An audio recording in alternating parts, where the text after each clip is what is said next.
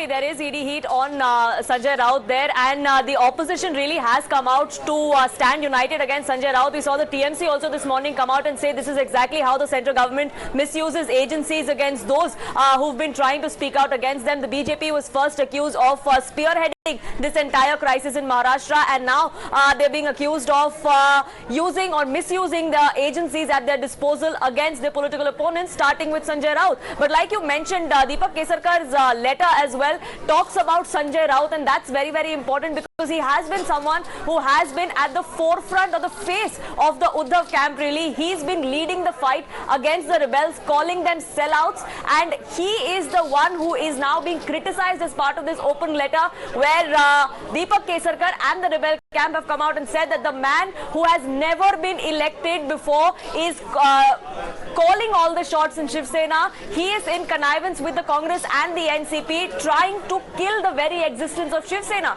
That's the allegation that has come to the fore against Sanjay Raut. So the heat is on one of the closest aides of Uddhav Thackeray. To the courts, because that's where really it's all going to be settled finally.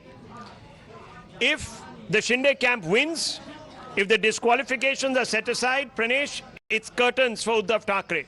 He may as well put in his papers, because then there will be a floor test. He doesn't have the numbers, 150 plus on the side of the BJP plus Shinde camp. Of course, the BJP is still to open its cards, but I'm sure they will not hesitate in supporting the rebel camp, which has, as you said yourself, 39 MLAs, which are much beyond the two-thirds mark that is required to escape or dodge the Anti-Disqualification Act. Now, viewers, where do things stand in court? Justice Khan says that can the Deputy Speaker become judge in his own case? You want us to go back and go before the Speaker. The Speaker, there's a no confidence that has been passed against him. His post is challenged. How can he now sit and decide on his own matter? So it looks as if the bench here is moving towards considering to hear this matter. So you're going to actually have the jurisdiction issues settled.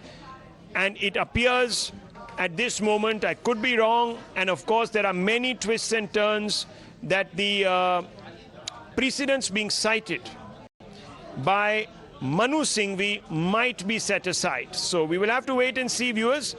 Things right now in a bit of a morass there, because the Supreme Court bench is considering whether it should actually intervene.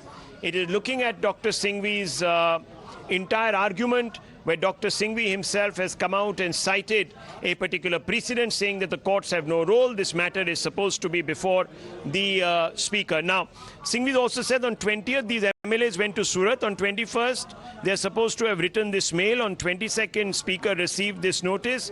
And we are nowhere near 14 days.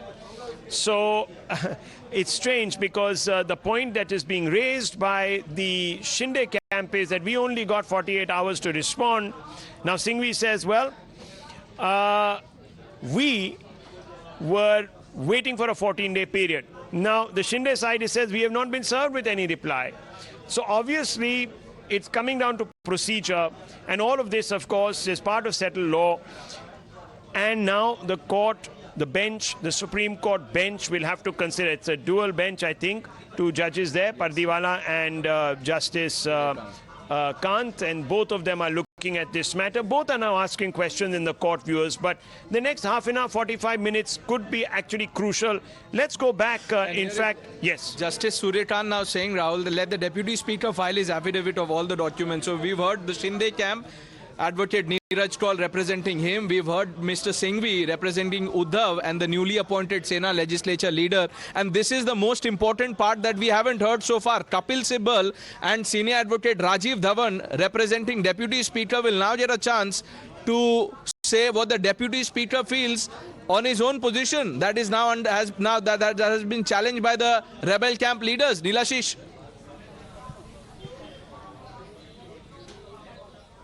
Well, yes, absolutely. The Deputy Speaker's version is something that the court is looking into, is seeking as well. But of course, at that time when the question was raised initially as to what the Deputy Speaker had to say, Rajiv Dhawan did say that Abhishek Manu Singhvi's points can be taken up first because he is in a way agreeable with them, and then he'll take on his own positions, legal aspects thereafter. But as far as the Supreme Court right now is hold concerned, your thoughts. Sorry to interrupt. Arunil sending us an update. This is an open dhamki. This is an open dhamki by one of closest confidants of Uddhav Thackeray. Subhash Desai says when the rebel leaders land at the Bombay airport, half of them will head to Sena Bhavan and the other half will not be allowed to step out.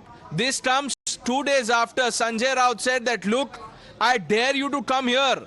हम लड़ाई भी सड़क की लड़ाई भी जीतेंगे. Now another Uddhav confident, Uddhav aide, what have you, repeating the same thing.